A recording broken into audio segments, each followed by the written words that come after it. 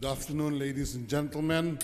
The President of the Republic of the Philippines, Mayor Rodrigo Roa Duterte.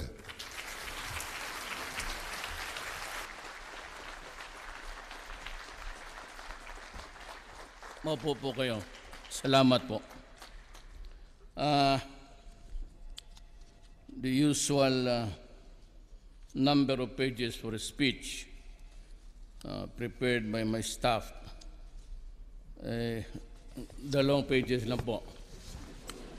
So it took me about 2 hours in coming over here and to deliver a speech of a minute and a half. Parang kayo yung niloloko ko, ako yung niloloko ninyo. Depende na lang sa tingin ninyo yan dito. But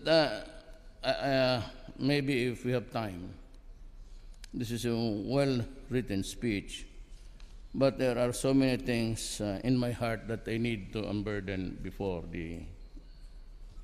you. Alam mo, it's my first time na nakakahilo pala itong puta. If it starts moving, ano ito? Kikita ko lang ito sa TV. And my experience with businessmen that I was invited during the campaign to talk before the illustrious idiots. Tapos sinabi ko na, ako pa naman, I'm just a probinsyano.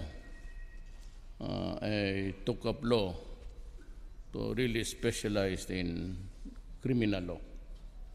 Kasi may inclination kasi ako ng criminal mind so that I'd be better to assess myself when it is there. Sabi ko, I'm not a businessman. I've never been interested in business. All my life is I wanted to be a lawyer, just like my father, and a prosecutor. So right after I graduated, I went back because my mother was widowed very early in life. So I had to go home to help my mother run the business, and at the same time had to stop for a while to help her tide things over. But I really was bent on taking up law, and totoo naman, ang mga subjects ko na matataas, even when I was a student, criminal law, pati nasa bar. So every time I'm, whether in Davao or anywhere, and for the first time in a big league like Manila, I'd always give them the warning that hindi po ako negosyante at ayaw na ayaw ko yung, baski yung legal accounting. Bakit ba yung subject na maglagay ka dito, expenses, 500, debit, credit, 500. Ba't dubli-dubli na yung expenses ilista mo, tapos yung gastos ilista mo. So I was never interested in that kind of hula-balo. So doon sa, I won't mention the entity. Nag-warning na ako, na sabi ko, if you want to talk about criminal law, taxation maybe, dyan ako mahusay. Prosecution in court, I've been a trial lawyer for 10 years. Pero kung sa negosyo itong ganito, well, stocks, I have my corporation law kami. At nagturo ako minsan sa Davao, just 1 semester kasi hindi ko nagustuhan. And then I was talking about the typical Philippine scene and what ails this country. It's not only about money, it's about improving the landscape, improving the economic, social, and what is really pulling us down until now is the prevalence of corruption. Yun ang tinitira ko doon sa speech ko. That I was also worried about the drugs and the allied crimes until now. Hindi pagkatapos ng speech ko, I was reading the newspapers the following day. At sabi noong presidente noong club na yon, I was just talking about business on the surface. Nothing about, alam mo, pag niyayaan mo ako, do not comment. Ikaw dito, presidente ka ngayon, tapos tatanungin ka bukas, how did Duterte fare yesterday? Walang sinabi kung hindi yung krimen. Wala namang sinabing sa business. Sabi ko, putang ina mo, sinabi ko na sa iyo na hindi ako marunong. Ngayon, dadaldal lang nandiyan, dadaldal. Putang, masampal kita. I told you so. I was very honest. I am really very honest. Why? Because I really find no objection in life to tell a lie. Yan ang sakit ko. Hindi ako magsinungaling. Ba't magsinungaling?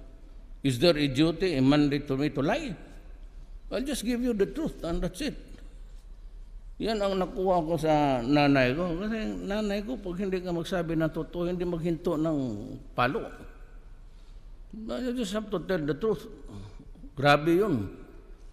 Kaya kung buhay pa yun, demanda ko ng child abuse yun.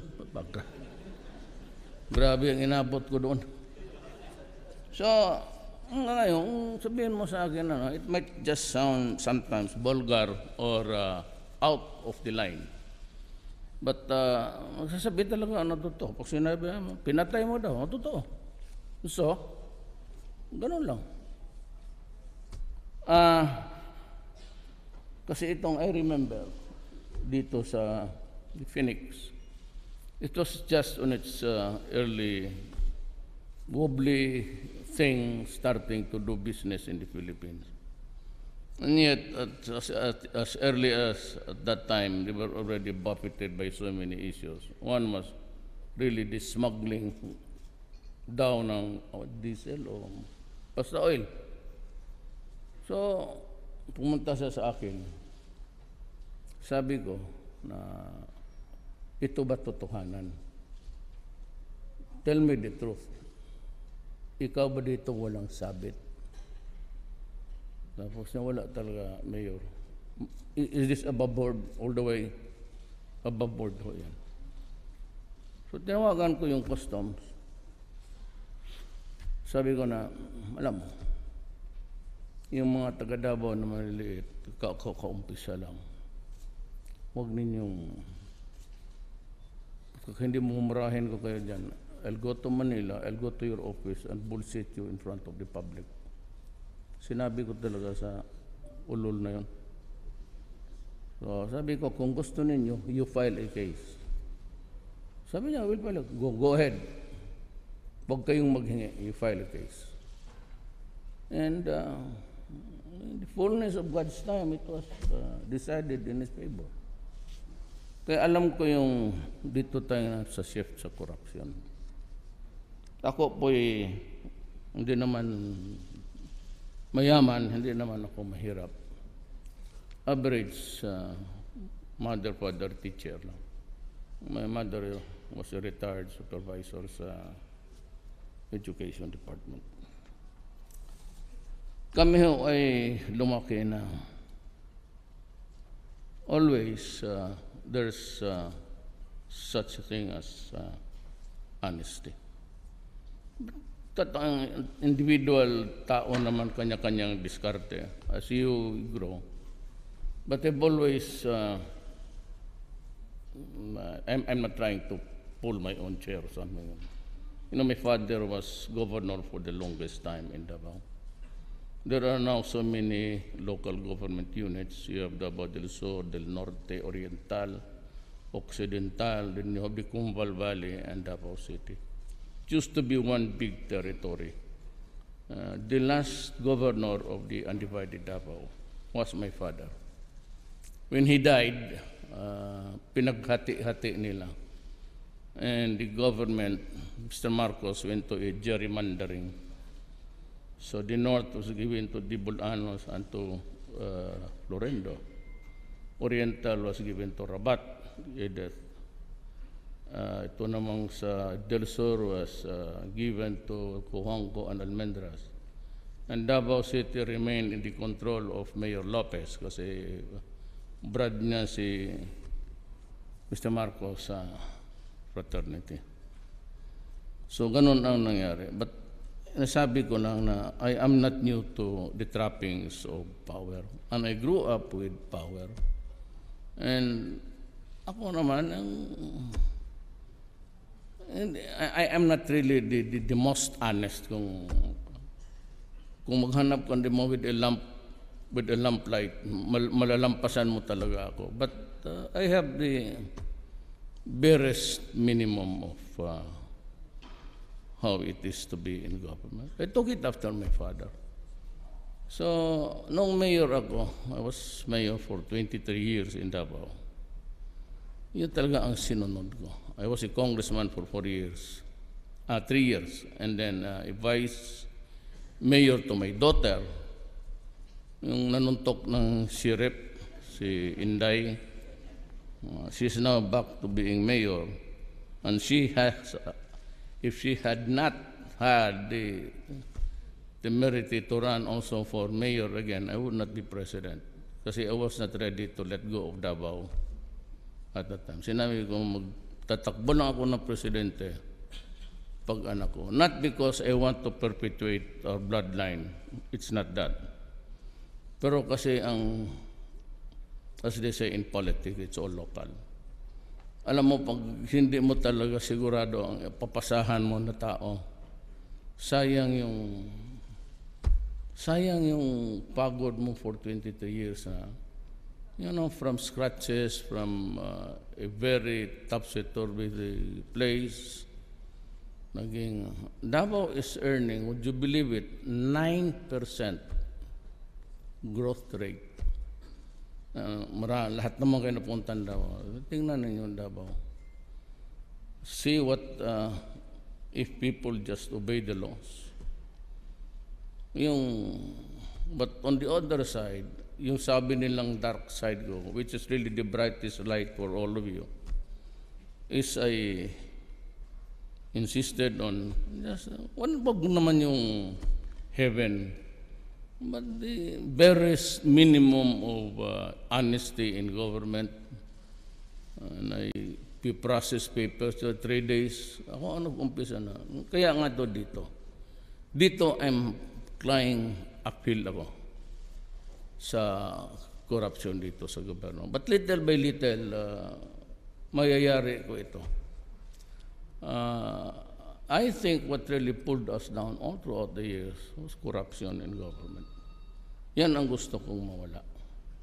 Kaya ako, I'd rather na makilala ninyo ako or my aide or my co-workers in government na pag may kunting kalukuhan or if there's a shakedown there somewhere, and if you think that you can negotiate more fairly with government, do not enter into itong mga ito. Wala itong, yung iba dyan talaga magnanakaw. I formed a cabinet. 1 month after, I fired a director. I fired a cabinet member. In the cabinet meeting, talagang binulshit ko for being dishonest and lying to his teeth in front of me. That's what may goat.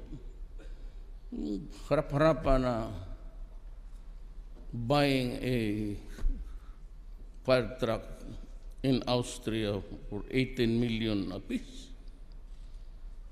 Tanga talaga itong. And I have been warning the cabinet not to use 16.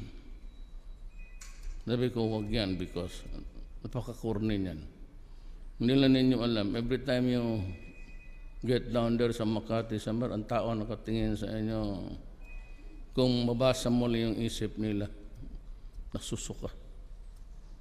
So, congressman, senator, bahala sila. Separate. Presidency, then you have the legislative, and then you have the judiciary. Dito lang ako pwedeng makialam sa presidency. So lahat dyan na appointed ko, kaya kong paalisin anytime. Pero yung local government officials who are elected by the people, supervision lang dyan ako, not control. Unlike dito sa department ko, a decision of a cabinet member or a director for that matter, kaya kong i-overrun, come up with a different opinion. Pero dito ako maka-discard. Kayong mga gobyerno, the slightest termination of grab, sabihin mo na kaagad, alam mo ninyo, hindi ko kaya talaga ako lang. Ang makahinto ng corruption sa gobyerno, kayo lang. Sa totoo lang. All you have to do is pag maghingi, sabihin mo lang, ito, bastusan na. Putang ina mo, bakit ako magbayad sa iyo? Na yung binabayad ko lahat ng bakit pa ako magbayad? You assess me correctly again. And I'll pay government, not you. Yan kasi ang karamihan. Pardon me. I do not want to offend anybody. PIR, customs. O sige, maghagel ka na lang. Half the price, okay. Half the price, yung kalahati doon sa gobyerno, kalahati sa kanila. Sayang. Kasi kung sabihin mo lang you assess me correctly, at pag niloko ka, or if you are not satisfied, all you have to do is call 888. And you can call anybody here and ask for an appointment, and I'd be glad to face you and give you about 50 minutes mag-coffee time and just tell me the truth. And I will fire. Hindi ako mahilig mag-suspend. Yung taga Davao na kasama ko, who was with me since 1988 when I became mayor, fired him for yung magpaparinig lang. Okay, kung ano nang pinag-usapan ninyo sa aid ko, yun na yun. So what that does mean? Obviously, kung hindi ka bobo, alam mo na kung anong ibig sabihin niya. So hindi talaga pwede sa akin yan kasi ayaw ko. Baski lang naman sa panahon ko, ako probinsyano, at least sa panahon ko, ma-minimize ko lang naman, if not totally, improve the economy by cutting first on, I said, what fundamentally ails this country, and that is corruption. Now, I am facing with so many problems. Hindi ko na lang siguro pakilala naman niyo sila lahat. Ako ang hindi niyo kilala kasi hindi naman napunta rito. My world is different. My world is different. Dito ako maasahan ninyo ako sa law and order. Maasahan ninyo ako dyan sa yung mga tight fix. I am not the type na Makati magpunta dito sa opisina, solve problems. I am more of sa field than solving problems. Like, for example, killing people. Sabi ng human rights. You know, when Davao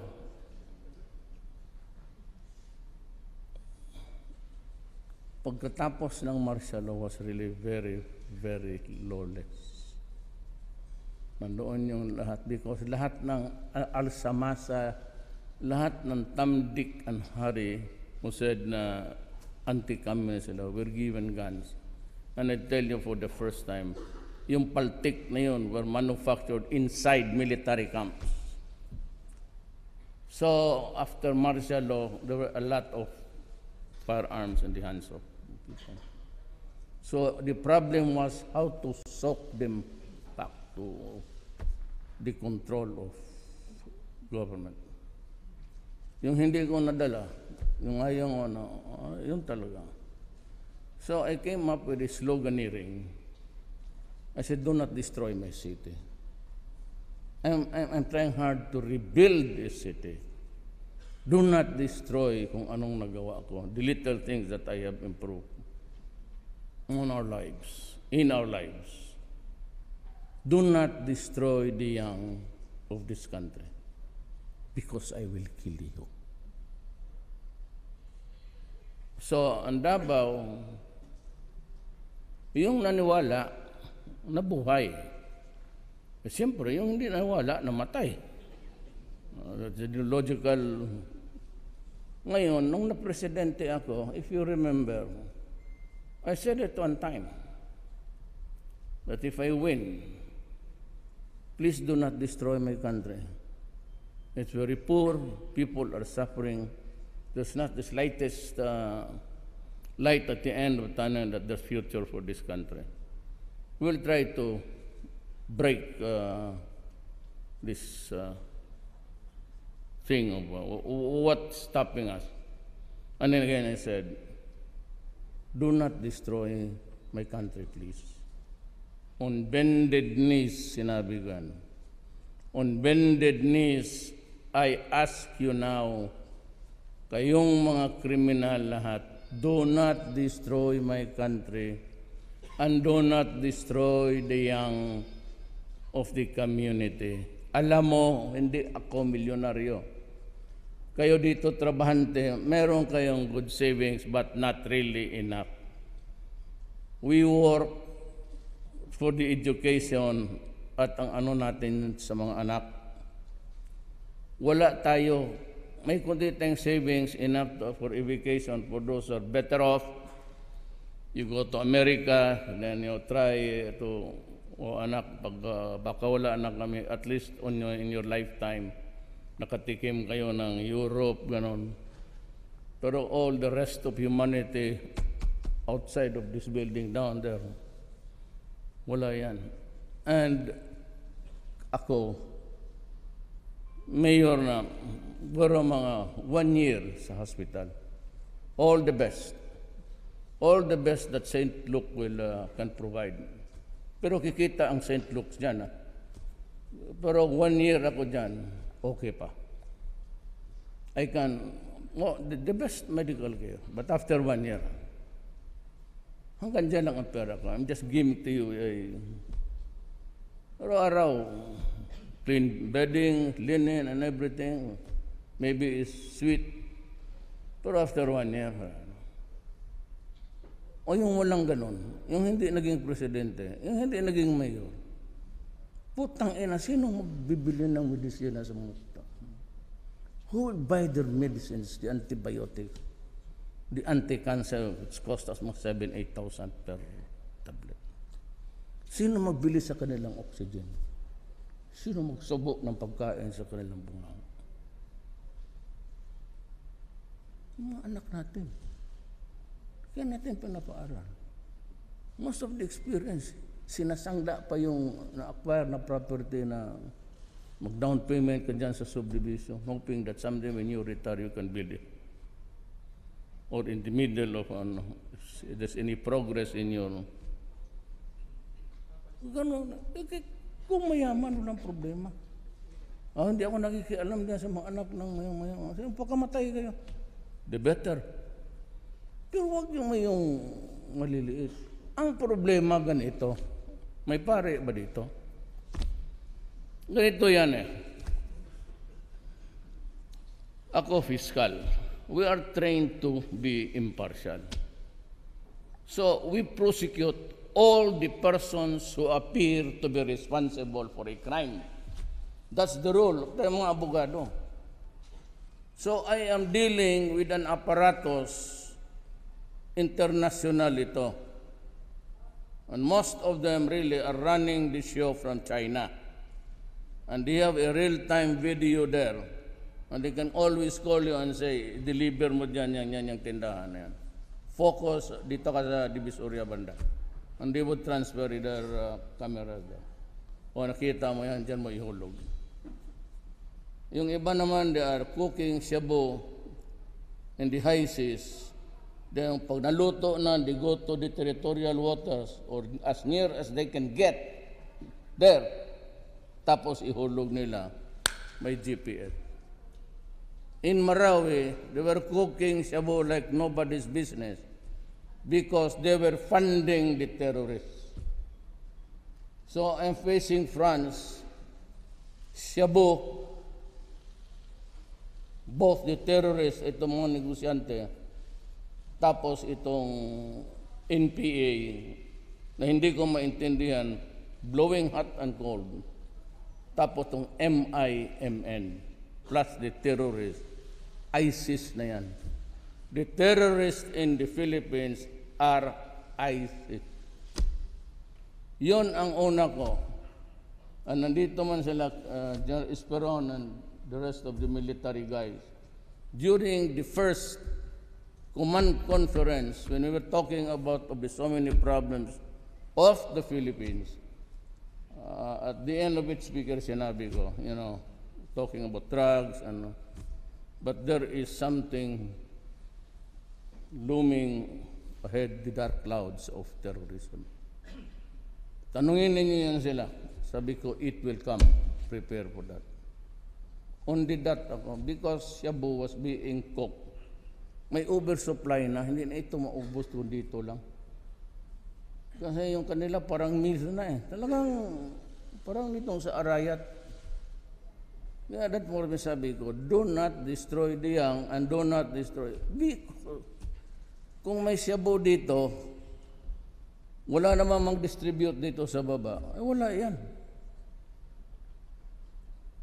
Kung may distributor naman, tapos wala namang Shabu na luluto, wala rin yan.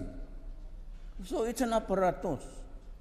The apparatus consists of the bullshit, the billionaires, and the poor ones in Tondo.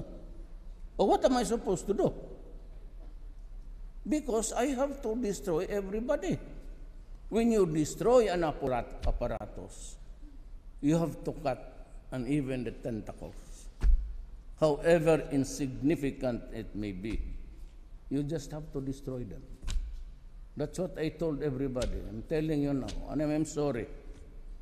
Kung mahirap, ba't mo pinapahirap patay? Walang magawa. Yan nga ang ayaw ko sa trabaho ko. I have to kill everybody. Pero sino ba may gustong pumatay ng tao na walang kasalanan? That's why for the first time nakita ninyo, ako na yung politiko nagmura sa pinutang ina ko, pati yung mga obispo. Pati ako lang ang politiko nagmura. Diyan sa Inquirer na, diyan sa ABS, ang putang ina niya magmukha kayong pera, letse kayo. Totoo naman. Ano man makuha nila sa akin? Sabi nga nila nung itong ABS, basura. Niwala sila kay Trillanes, isa pang hopeless. 211 million. Sabi ko, hindi totoo yan. Nung nagpresidente ako, sabi ko, sige, ako na ang presidente yan. Kalkalin ninyo ang buong Pilipinas. Bangko, pag may nakita kayo, baski kalahati, I will step down as president. Mahanap lang kayo baski kalahati niyan. Huwag nga kalahati. Bigyan mo 1/4 niyan. Pakita mo sa akin sa Bangko Sentral, itong putang inang amla na to, tamad-tamad. Sabi ko, galing sa inyo yan, letse kayo. Kaya galit ako sa mga hindi ko pa nakita. Nandito ba? Sampal pa kita. Mahilig talaga ako ng pal ng tao. Yan ang totoo. Do you like it or not? Ganon ako. Ngayon, ako na ang presidente. Ako na naputo sa inyo. Sige, maghanap kayo dyan. Kaya ko magbastos ng tao kasi wala kang masilip sa akin. Babae? 3 lang naman yan. Baka yung presidente niyo dito, 4 pa.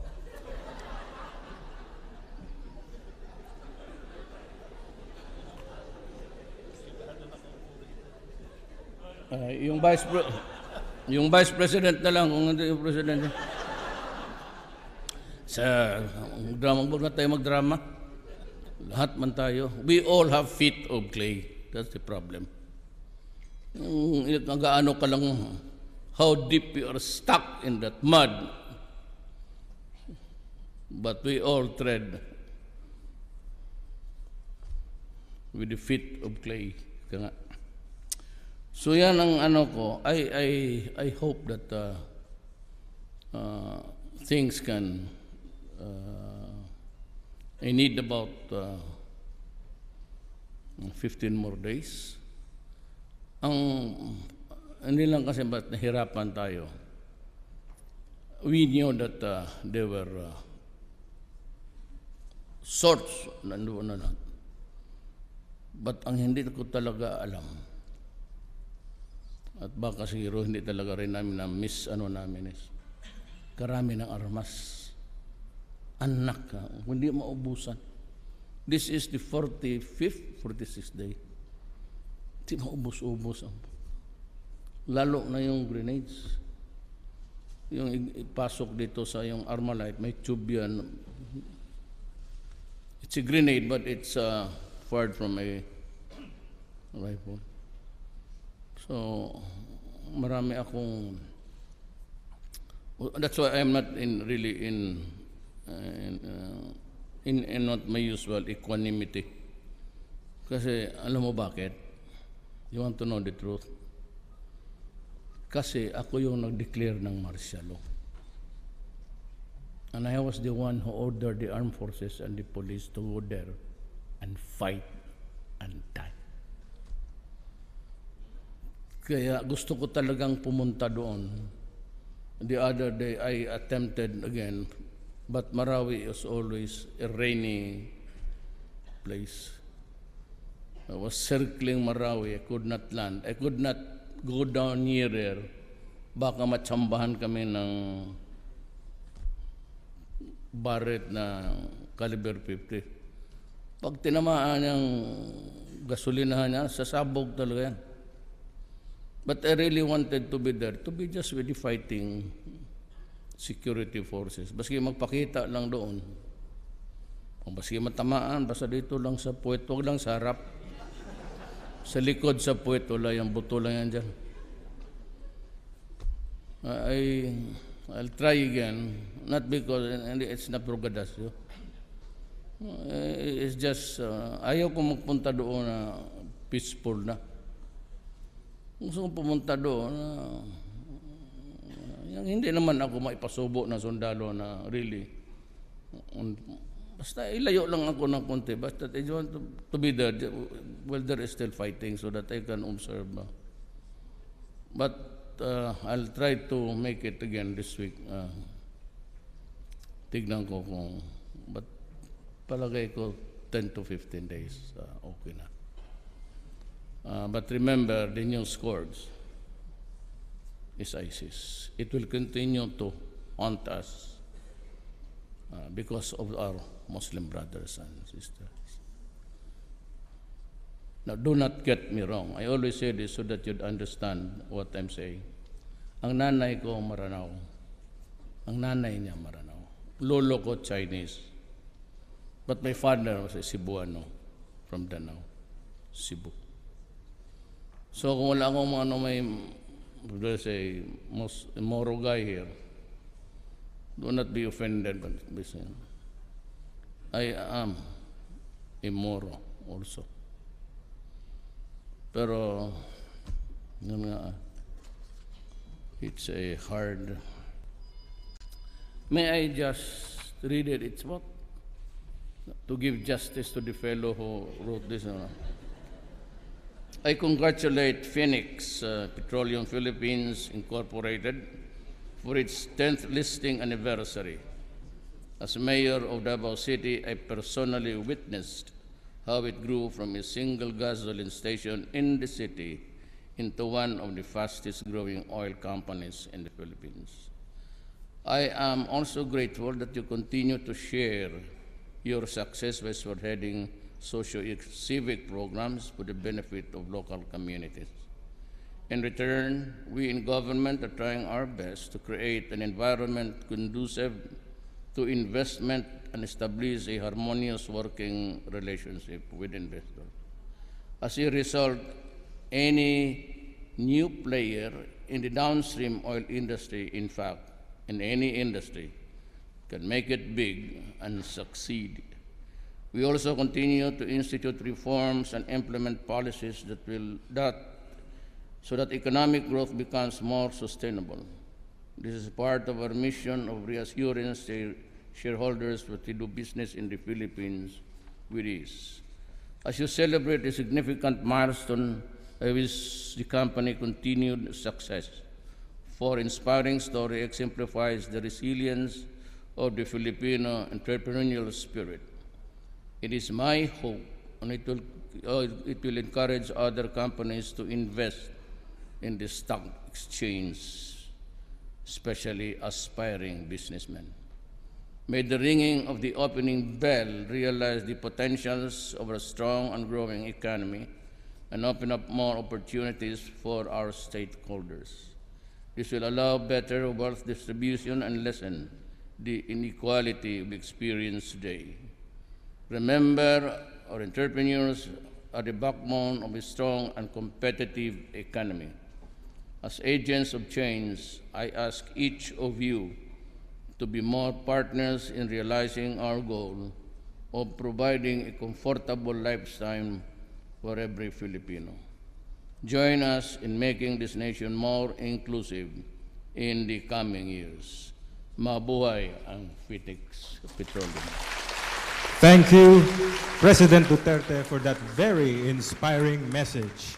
We will now proceed with the ceremonial ringing of the bell to mark the first visit of the President at the PSE. May we request President Duterte to please proceed to the right side of the bell, and may we ask our guests on stage to please join the President.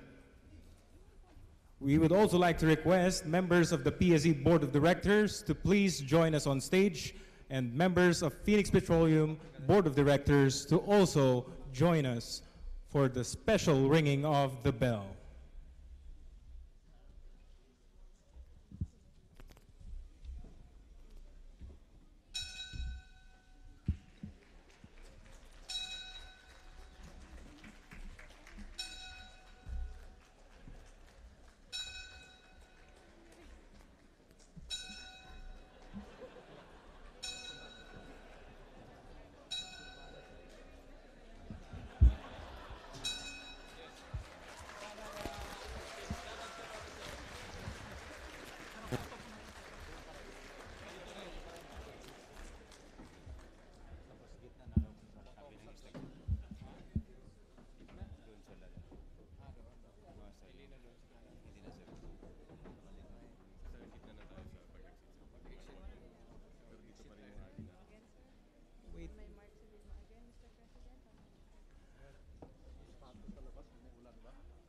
May we request the Phoenix Board of Directors to please occupy the right side of the bell